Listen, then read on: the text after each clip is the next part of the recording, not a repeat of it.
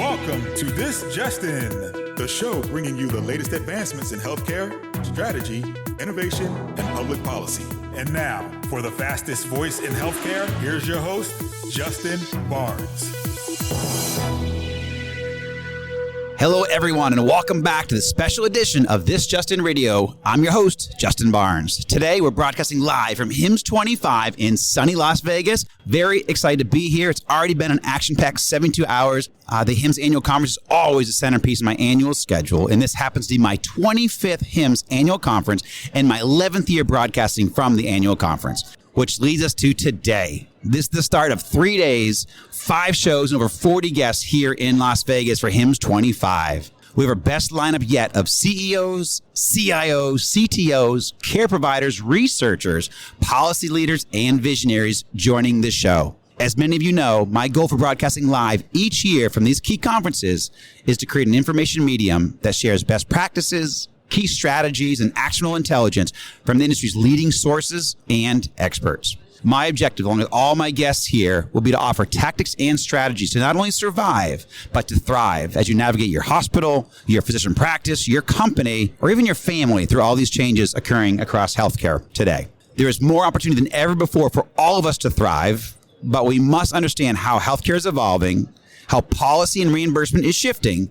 and where best practices and innovation can support our efforts. I hope you glean all of this over the next few days. That's at least my goal. Welcome back to This Just In Radio Show, broadcasting live from HIMSS25 in sunny Las Vegas. I'm excited to introduce my next guest, Simon Rost, Chief Marketing Officer for GE Healthcare. Simon, welcome to the show, my friend. Thanks for having me. It's great. When did you get in town, first of all? Oh, this was on Saturday. Okay. I still had time to acclimatize, and now I'm here. Good for you. Yeah, well, I'm sure it's been an exciting week, fun week here. Intense, but also a great one. Yeah, well, I'm looking forward to diving in because I know, and I work a lot with AWS, and they brought you up to my attention yesterday because you guys had a really cool announcement. And also, I was in one of their partner sessions, and then really cool announcements about Genesis. So we'll dive into that. Excited to talk about that. But specifically, what do you? Before we dive into even the questions, what have you been most excited to see while you've been here, or what was the kind of the coolest thing that you've seen in the last 3 or 4 or 5 days in town? 5 days in town. 5 days in town. Look, the most exciting thing is talking to customers, right? Yep. These shows and to the ecosystem. That's what excites me. Yeah. Technology is part of that, right? Nice. The typical things that you hear are top of mind is AI, Gen AI. Yes. So that's a big one. Cloud is a big one. Yep. Which becomes more important every day is cybersecurity. So Absolutely. that's somewhere we had many requests. And then the evergreen, which is interoperability, right? These are the topics around there, but most exciting for us, it's cloud likely because we launched our new cloud family. You mentioned that, Genesis. Yeah, fantastic. So HIMSS25 has been a showcase of healthcare's future. From your perspective, what are the most significant shifts happening right now, and how should healthcare leaders prepare for those shifts? Amen. I mentioned one is cybersecurity, which I truly think is important, but newer to the game due to our geopolitical situation many times. That's one where we really had a lot of requests, and you should prepare for that as a leader, and you should get understanding of how to address that. Then, absolutely. I mean, AI is the same. That's something which moved so fast, not just in healthcare, also in my private life. Right. I just when I prepared for HIMSS, the first thing I did is I went into basically ChatGPT asking, hey, what will be the main themes customer are asking us? Because we prepared for this for months. Absolutely. But are we on the right track? Yeah. And what I did is I did this with all of the different algorithms. So with ChatGPT, Copilot, Perplexity, DeepSeek, and the answer, what are the main topics, is quite similar though. And that's another one where people have to prepare for. And then I believe, especially here, the third big theme is cloud, right? This is one, it will enable everything. So these are the themes where I think you should get solid, and you should increase your digital acumen as a leader. Absolutely. So the what I've heard a lot is cloud first, not cloud only, but cloud first as a good strategy, and I kind of like that. AI has been one of the hottest topics in our discussion, certainly here at the show and certainly for the last couple of shows. Beyond the hype, how is AI making a real difference today, and what are some of the biggest challenges in scaling AI-powered solutions across healthcare? Look, I think we are still very early on. We are. In healthcare, right? If you see GE Healthcare, we we have a play in that, especially in the radiology space. If you just take FDA-approved algorithms, there are roughly 800 out there.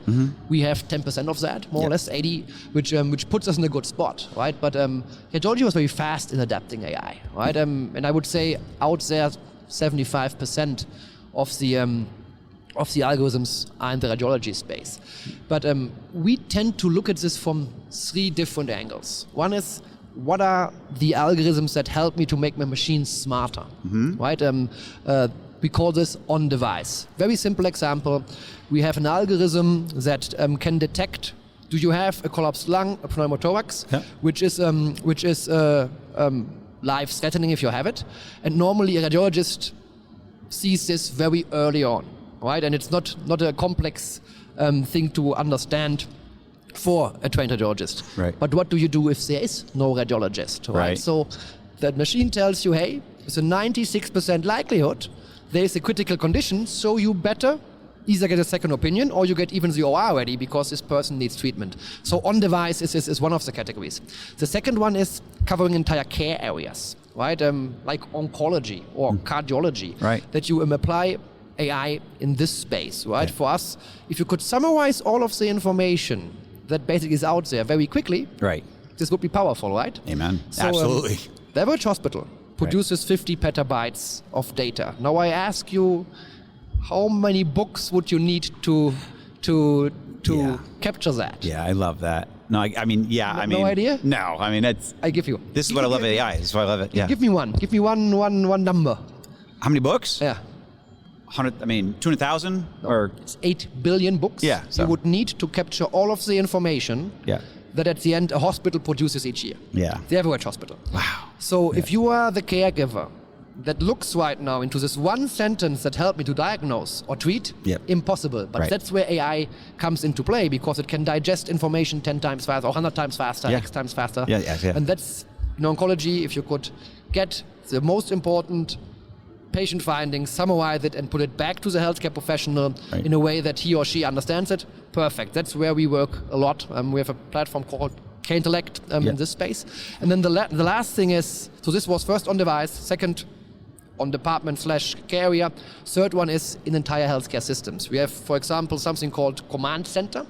It's a concept called out from the aviation industry, where you detect, let's say, bottlenecks in the system in real time, right? And that's the 3 ways where we look at that at this point in time. Yeah, I think I heard about Command Center. Was Perry, is it Perry leads the cloud strategy for GE? Yes. Yeah. Oh, he's Chief AI Officer and also AI. He's yes. So I met him at the conference. A couple months ago. So I heard a little bit about that. Fantastic. Even that, think about that, how critical this topic is for us as GE Healthcare. We implemented a function which is the Chief AI Officer in the company. I mean, this shows how much value we put on that topic and how much disruption we foresee as well. It's likely the most disrupting theme you will have in healthcare in the next years. Absolutely, and he was actually very inspiring. Perry was a great speaker, great session. We had a little private event offsite here. It's fantastic. So we've talked a lot about the show and the growing importance of cloud technology in healthcare. You just talked about a little bit there. GE Healthcare's partnership with AWS is a great example of this. How do you see the cloud computing accelerating innovation and improving healthcare delivery? I mean, look, that's the interesting thing. Our customers are not coming to us and say, hey, give me cloud. Exactly. Right? But if you just believe in stats, and I do a lot, today roughly, if you believe the research firms we partner with, like Signify Research, Frost & Sullivan, they say, like, look, 25% to 30% in enterprise imaging today is a cloud-based solution. Fast forward in 3 years from now, this will be 50%. Right, so there's a clear demand for cloud. Why is that? One, again, is the security business. The security. That's likely for me the biggest driver. Scale. The second one out there in the market is that there's an ongoing consolidation in the healthcare world, right? Healthcare providers, which makes it more complex to access these data points. And the third one is healthcare is a very let's say, tense system in terms of cost, right? I read recently that 20% of healthcare spending is wasteful, which is not nice. Yeah. So this It's very true, though. Yeah. Think about this. If you invest $100, $100, 100 yen, 20% goes to the bin. I mean, that's bad. Impressive, right? So a lot of improvement potential. Absolutely. But what I want to say, there's a need for these operational business models, shifting from investments, from a capex to an opex. And these are three main drivers why this acceleration in cloud is happening. Plus, we talked a lot about artificial intelligence. I mean, we leverage our long year partner, I think nearly a decade right now that we work with AWS very closely, to develop our algorithms, because they have the tools, the toolkits to do so, right? So these are the main four drivers where I believe cloud is here to stay, right? And something which actually needs to accelerate. I would be happy if we could move from 30% market share to 50 in 3 years, but in 2 from now, or in 1. Well, I think we're on our way. I mean, that goes back to where it's cloud first, not cloud only, and so I think that's what we're all thinking now. Certainly with what with security as being a paramount point there, and also scalability, interoperability. I think And I mean, also comfort. Think about that. You can dedicate your IT teams in the hospital to more strategic topics, and you outsource let's say, the bread and butter normally what Amazon Web Services is doing, right? Absolutely, so you can focus your IT teams to more strategic topics in your healthcare system. Yep, absolutely. I love it. So you guys, GE Healthcare recently introduced Genesis as a major step in your cloud strategy. What makes your platform unique, and how does it help healthcare organizations operate? Look, the first thing is, it was Tuesday. Very exciting times for us, because we brought our enterprise imaging portfolio to market under the umbrella brand of Genesis. Yes. So this right now includes 4 main offerings. One is Edge. So you talked about cloud first. I will address this in a second. The second one is storage. Very simple thing, but storage is a big need. Third one is our vendor-neutral archive. So the ability to archive imaging data and other data points from the healthcare system and work with it. And the last one is the migration services, because we want to accelerate the cloud journey of our customers. For us, it is actually the access to innovation, what this gives to us and to our customers, right? Love it. In a very secure way. That's the point why we launched this, and I mentioned before why we think it's the right time to launch this right now. Yeah, and we, this show came out of kind of nowhere, because you just launched it on Tuesday. I didn't even know about it before Tuesday, but it was so impressive. We were at CNBC actually, which I think for a marketer, I directly sent this to my boss saying, hey, did you see that? Right. Well, that's how it got to me. It was because of CNBC, and then it was sent to me, and like, all right, well, he's here at HIMSS. AWS is a great partner of mine, great partner of yours, and so I was like, you know what, they made it happen, so I'm glad we could make this show, because, in full transparency, this is our last show while we're here at the conference, but it's awesome, so I'm glad it came together, and congratulations again on the launch. What are some of the ways that your AWS collaboration is enhancing clinical workflows and improving outcomes for both both providers and patients? I mean, look, first of all, it's the expertise. I mean, the expertise that somebody like AWS has. Absolutely. If you have to rebuild this yourself, I mean, you would need an IT army in your hospital. And the same in GE Healthcare, right? This partnership goes back for, I think it's a decade. Right? And you even see how interesting this is. We had yesterday a customer event where we had also AWS as a partner present, and Ashwini, who's the CMIO. We love Ashwini. She's great. She's a good friend of our show as well. She gave a keynote, and in this keynote, she was addressing all of the GE members in our development team, in our product team, even in the marketing team, by surname. That's something I tell you. Being German, there is one stereotype of us that we are very formal. We normally don't come with a surname. We always say like, "Hey, Mr. Rost, how are you?" And this is a sign of trust. So this partnership is very important. But I think it's expertise. I think it's the pure scale they have as well in the market, right? It's likely the one that has the broadest footprint out there. They can cover, like GE, not just one region, but the entire one. And for patients' outcomes, at the end, this was your question, and then for the outcome of healthcare professionals, the point is that the teams in the hospital right now can focus the IT teams on more strategic things. That's one. Right. And the second one is one that I mentioned very early on. It's the access to innovation. Right. You always keep your customer on the most recent version, right? So you always give them access to the most recent innovation you have out there. These are the two main points I see, apart from many others that could help. Right? Yeah, and even something we had a great, and Ashwini is Dr. Davison. She's amazing. Sabar, and I always love to give her kudos. But I also think about what you guys do. The AWS tent is very large, and so even one of the byproducts there is we had this amazing dinner on Monday night with a lot of the cancer registries and leading academic institutions for pediatric and oncology practice, and they also the learning that comes from it. So not only do you have access to the innovation, but you also have access to the leading experts in this under this umbrella in this tent. That's significant because then we start to work, and where we work together, we work better. We're better together. We all know that, and so that's also what they foster. So I love that aspect too.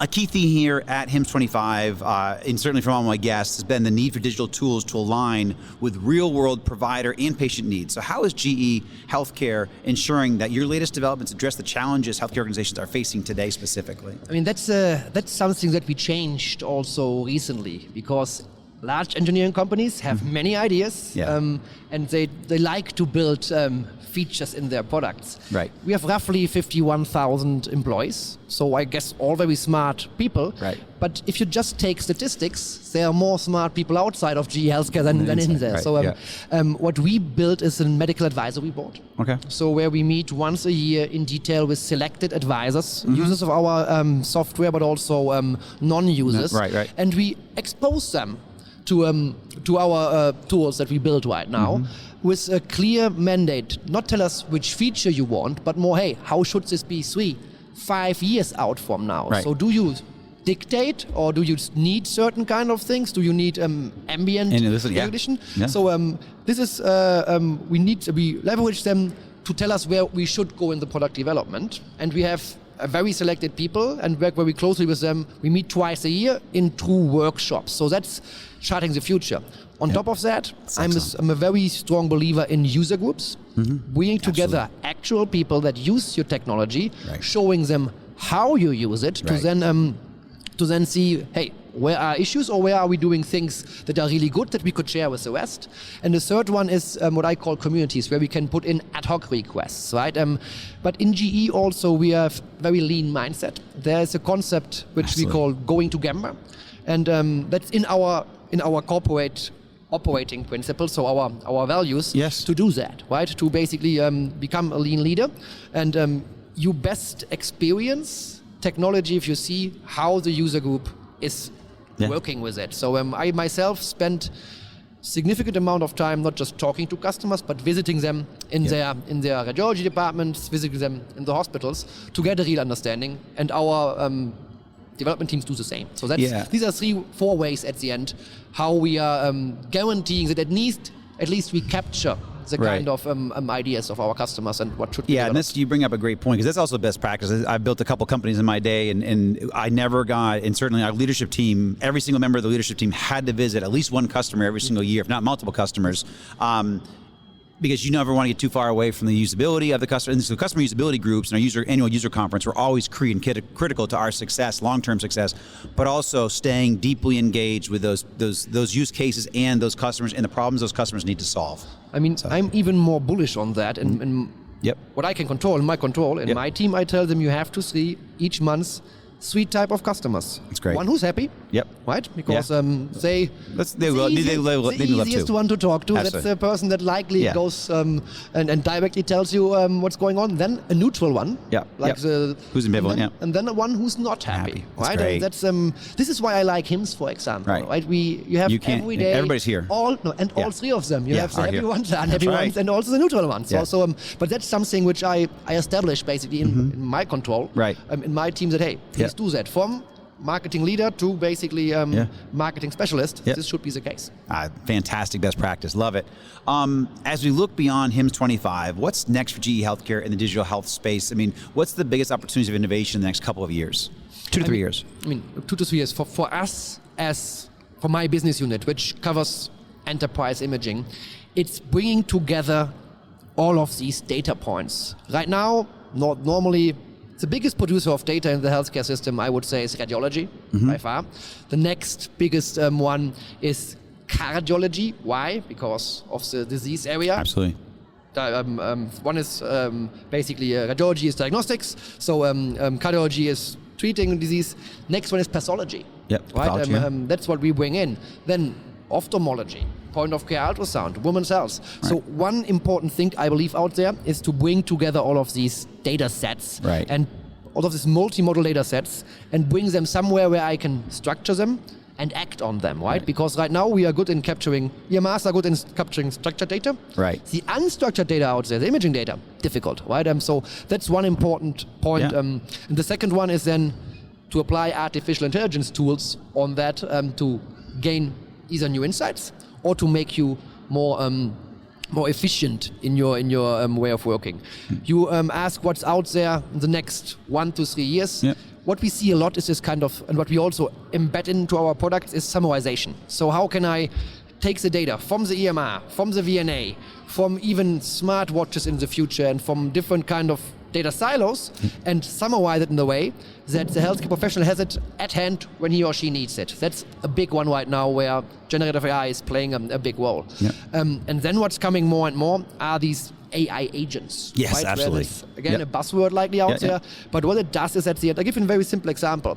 You have in healthcare a multidisciplinary team or a tumor board that meet around you as a patient. Sure. Simon has cancer, so they meet around me and they have various disciplines talking basically about me. Yep. Time consuming and very much when one of these persons are not available, what do you do?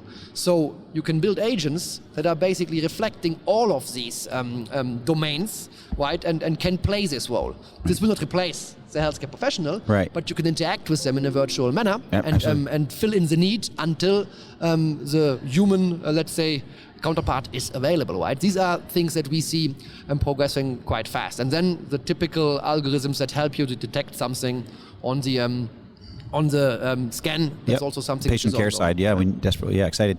So you bring up a actually good point. I think people think about this, and I don't know the exact stat. I would say it's 90-10, but 10% of data is probably structured. 90% is not structured right now, something like that. So that is also the opportunity. I think during our dinner, this oncology and pediatric dinner that we did a couple nights ago, we talked about pathology being one of the next big frontiers because of most of it's unstructured today. And so the advancements that can be made just in pathology alone, certainly moving into the cloud, making it more structured, then layering on AI, I mean, that's really going to, it's going to help us significantly, even on the personal medicine side, which then when we say personalized medicine, that just means great treatment for us as individual patients. Yeah. So, I mean, yeah. Plus more insights faster. That's what it is at the end. I mean, with pathology, it's large data sets, right? That's where you need tools like the cloud to bring them together, right? Absolutely. But the beauty is in combining your radiology data with your pathology and your lab results and giving this all at one hand, right? And saying, hey, I summarize this for you in a report. Yeah. You go in there and as a pathologist and you say, hey, this seems to be for me like not congruent. So you go deep and look at the scan. But the idea is to basically digest the information up front before you go yourself deep. Exactly. No, and I get really excited. This is why I do what I do, and I love this aspect of innovation and aspect of where we're going in healthcare.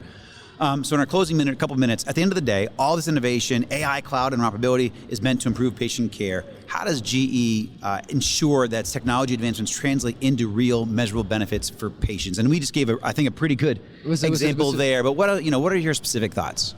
I mean, look, I think if you see our strategy in GE, we call it the 3D, right? 1D is device and drugs, right? So what I called before, embed intelligence into our machines that we build. The second one is disease.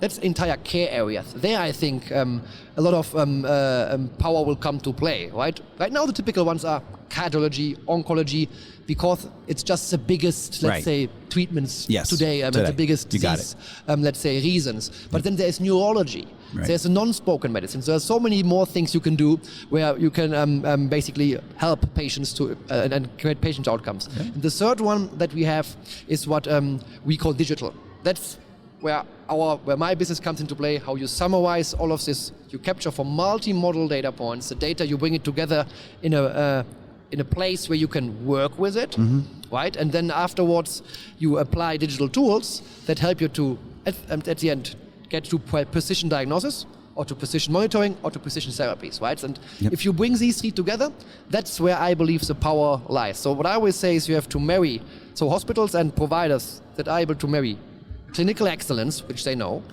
technology, which they rely on, people like us and our market companions, and data science. This will be the ones that succeed in the future. Yeah, and this is when it gets really exciting. Again, I mean, we do all this work and all this technology and all this, leadership, but at the end of the day, what's coming before us is extremely exciting as patients. Certainly, and providers are very happy. This is the direction, but us as patients, this is our future. I even use a term now here at HIMSS25 is we're no longer going to be guinea pigs. We're going to know exactly what helps us. We're not going to take, we'll try this and try that. And just the excitement also around today, someone may have to take 4 or 5 or 6 different pills. Once you have your genome sequence and we have all this and you have the digital twin, now we might need 1 pill. We may know exactly specifically what treatment help you at a 98% efficacy or 100% efficacy. I would even go one step before that. I would say, hey, don't even give me the pill. Right. Detect that I should sleep more. Right. Far in advance. Do more sports. Good point. Predict basically upfront. Hey Simon, if you are not sleeping and you're on the gambling table every night here, maybe you get ill at this point in time. That's right. So reduce that, right? Yeah. We'll know within a 5-year period of when you're going to get ill. Exactly. Yeah. This predictive life. Absolutely. Let's say changes that you have to take. That's where the future is going from sick care to real health care, right? To predict diseases before it even needs a pill. Right. That's a great point. Yeah, fantastic. Simon, appreciate you joining the show. You're fantastic. What else do you hope to achieve while you're here? When do you fly out? Actually, I have to run right in an now hour. Because, going to the airport. 4:00. All right, my friend. Simon, thank you so much. Welcome, and safe travels back home. Thank you, sir. Thank you. Talk to you soon. That's a wrap from Las Vegas and HIMSS25. Thank you all for listening. Thanks to everyone who voted us 2024 Healthcare Podcast of the Year. Thank you so much, Roberta Mullen, Greg Masters, Carol Flagg, and the entire crew at the Healthcare Now Radio Network. They've also been producing my show for 11 years. Also, a special note of thanks to Jake Reed, my head of media, and certainly a big thank you to Hal Wolf, Albie Zakes, Morgan Searles, the entire HIMSS team. They're always extremely supportive in the events and broadcasting requirements that I have. And again, thank you so much to all my listeners. We're grateful for you. You make us better with every broadcast. And that's a wrap from Las Vegas. Have a great rest of your day, everyone.